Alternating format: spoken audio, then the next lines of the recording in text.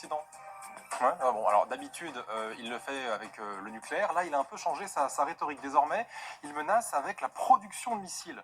C'est grâce à ça qu'il a voulu montrer les muscles. Il a déclaré qu'il voulait relancer la fabrication d'armes qui était jusque-là interdite. Écoutez ce que ça donne. Il semble que nous devons commencer à produire ces systèmes de frappe. Et ensuite, en fonction de la situation réelle, prendre des décisions sur l'endroit où les placer, si cela est nécessaire, pour assurer notre sécurité. Bon, qu'on comprenne bien, avant de se pencher sur justement ce qu'est cette arme. Général Trinquant, pourquoi est-ce que ces armes dont il parle sont interdites à l'heure actuelle pour la Russie?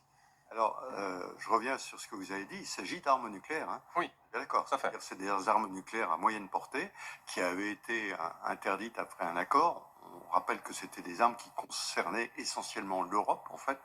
Hein, donc, que ce soit à l'ouest ou à l'est. À l'époque, rappelons que nous avions aussi des armes nucléaires de courte portée, hein, le Pluton et le Hadès. Et donc, ces armes, effectivement, avaient été interdites par un traité.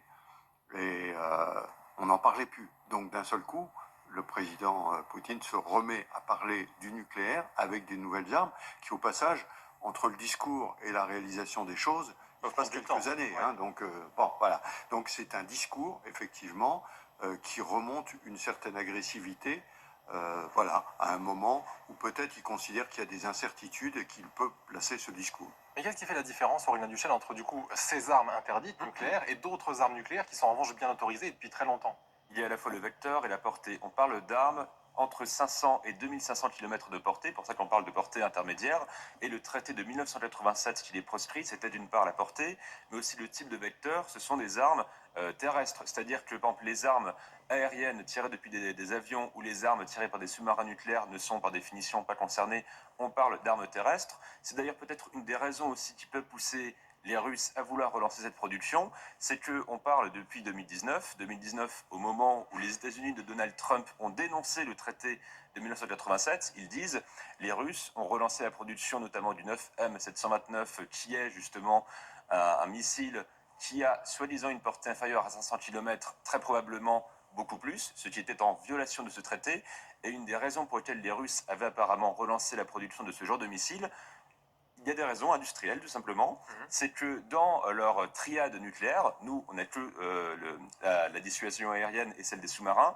eux ils ont encore le terrestre, et bien il fait qu'ils réinvestissent davantage leur dissuasion terrestre, la composante terrestre, donc ce sont potentiellement des considérations industrielles et de maintenance de capacité qui dictent ce choix qui a des conséquences bien au-delà évidemment de l'industrie russe. Général, vous avez mentionné un accord, en effet, sauf qu'aujourd'hui la Russie elle dit tout simplement cet accord qui a été passé il y a très longtemps lors de la guerre froide, il est tout simplement caduc aujourd'hui. Aujourd'hui, nous examinerons la question des mesures ultérieures de la Fédération de Russie concernant notre moratoire unilatéral sur le déploiement de missiles terrestres de moyenne et courte portée. Comme vous le savez, il y a quelques années, les États-Unis, sous un prétexte farfelu, se sont retirés de ce traité et ont annoncé qu'ils produiraient de tels systèmes de missiles. Nadezhda Kutepova, le nucléaire, c'est votre spécialité, le droit aussi, ça tombe bien. Est-ce qu'il dit vrai, là, Vladimir Poutine? Est-ce qu'effectivement, les États-Unis ont enfreint les règles, ce qui permettrait aujourd'hui à la Russie de casser, là aussi, cette règle qui a été dictée il y a très longtemps?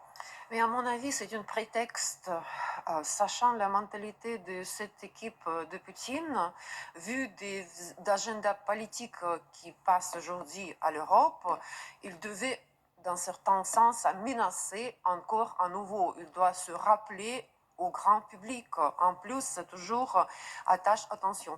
Et pour moi, il y a deux points qui sont importants, qui ne sont pas peut-être visibles de première vue. Première chose, cette industrie, qui, vous me corrigez si je ne suis pas raison, cette industrie, c'est lié avec des grandes entreprises russes, des milliardaires russes. Si vous regardez le liste des Forbes, qui s'augmentait pour... il y a beaucoup de gens qui gagnent avec cette guerre, y compris l'industrie de métallurgie qui fait ces armes de grande... Donc à travers ça, Poutine fait aussi du bien à l'industrie russe, c'est ça? Exactement, mais l'industrie russe maintenant, c'est basé sur cette richesse des gens qui gagnent de l'argent avec la guerre. Et deuxième chose importante, c'est aussi montrer aux Russes, on peut appuyer sur le même bouton, parce que c'est toujours une mentalité soviétique menacée nucléairement. Ouais. Alors c'est un jeu politique dans ces propos. Il n'y a que ça qui compte, en effet. Aline Lebecq-Reimer. Je voulais ajouter aussi le contexte de cette menace, en micro-contexte, parce qu'il y a évidemment un gros contexte, mais il y a aussi un micro-contexte, c'est qu'au même moment, au Conseil de sécurité des Nations Unies, il y a une session spéciale sur le décortiquage, pour aller vite, de missiles et l'explication et les preuves notamment apportées par un gros rapport d'enquête de la présence de composantes nord-coréennes dans les missiles, notamment qui attaquent Kharkiv. Donc il y a ça aussi qui se joue dans cette déclaration, parce que la question de la Corée du Nord là-dedans, elle est aussi, comment dire, un peu compliquée à manager finalement pour le Kremlin vis-à-vis des Russes, parce que c'est à la fois, ils en ont besoin, mais c'est pas hyper glamour non plus pour les Russes de se dire qu'en termes d'armement, ils ont maintenant besoin de la Corée du Nord. Donc il y a ça aussi ce qui se joue. Donc il essaye de dire aussi à sa population, On peut produire là tout seul. on a besoin de la Corée du Nord, c'est conjoncturel, mais rassurez-vous, on est toujours capable, nous, Grande Russie, de produire des grands missiles qui font très très peur et qui vont aller très très loin. Donc il y a ça aussi qui se joue dans un double. Il s'adresse aussi à ce qui lui reste des alliés, de ses alliés. On ne va pas non plus s'appuyer que sur la Corée du Nord. Et vraiment, ça tombe très exactement avec ce qui s'est passé ce jour-là au Conseil de sécurité de l'ONU, où vraiment il a été démontré encore une fois par A plus B qu'il y avait des composants, il y avait de la Corée du Nord dans ce qui se passe en termes de missiles et qui tombe en ce moment sur l'Ukraine, notamment sur Kharkiv. Général. Mais ceci étant, dans le discours du président Poutine, il n'a pas tort. Hein. Les Américains ont suspendu l'accord qui interdisait ces armes. Hein. C'était à l'époque de l'administration de M. Trump, et il faut le rappeler quand même. Justement, ce que dit Vladimir Poutine, c'est que les États-Unis ont déjà commencé à utiliser de tels missiles. Il parle notamment du Danemark. Écoutez.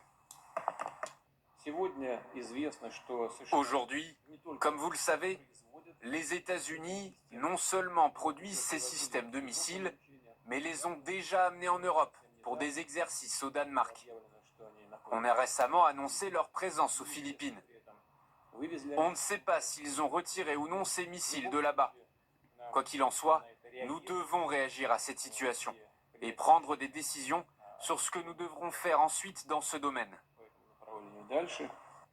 Est-ce que c'est vrai ou pas? Parce que c'est ces ce que j'allais phrases vous demander. qu'il utilise, Mais non, que vous savez, mais vous... non, mais c'est toujours Personne ne sait si rien. je puis me permettre quand même, c'est toujours assez savoureux de voir Vladimir Poutine invoquer le droit et les interdictions. Il a violé tous les traités, toutes les interdictions, toutes les conventions de règles internationales, et il vient nous expliquer que peut-être il y a quelques années, les États-Unis ce qui par ailleurs est un peu plus compliqué que ça quand on lit en détail. Donc il est aussi sacrément gonflé quand il dit ça. Et Enfin, aussi, il renverse tout.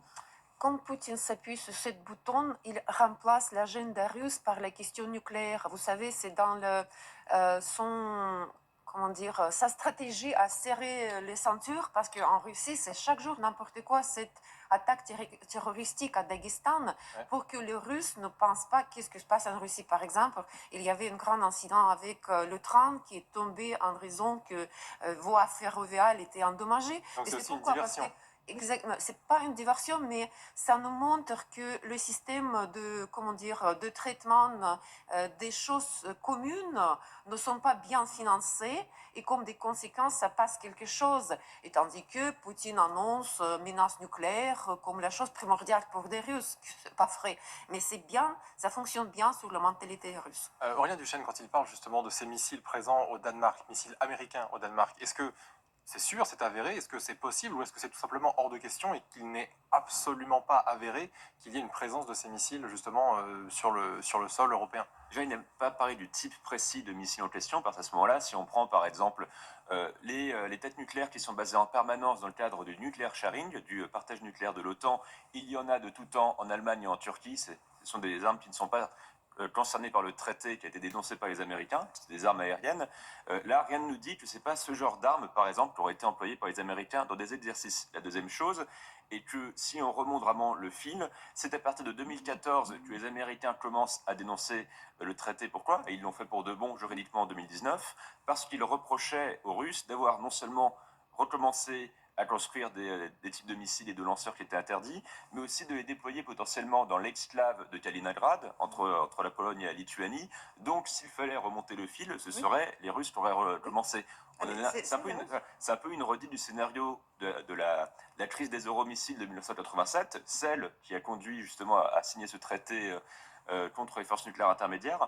Et enfin, très brièvement, quand vous évoquiez l'aspect industriel, effectivement, quand on regarde des gens comme le patron du conglomérat Rostec, Monsieur Sergei Chemezov, ce sont des gens effectivement qui ont des intérêts directs dans les industries nucléaires, y compris militaires. Donc encore une fois, je pense que si les Russes devaient, et rien ne dit qu'ils vont le faire, relancer la production de missiles, il y a vraiment tout simplement des questions industrielles internes. Il faut redémarrer la machine.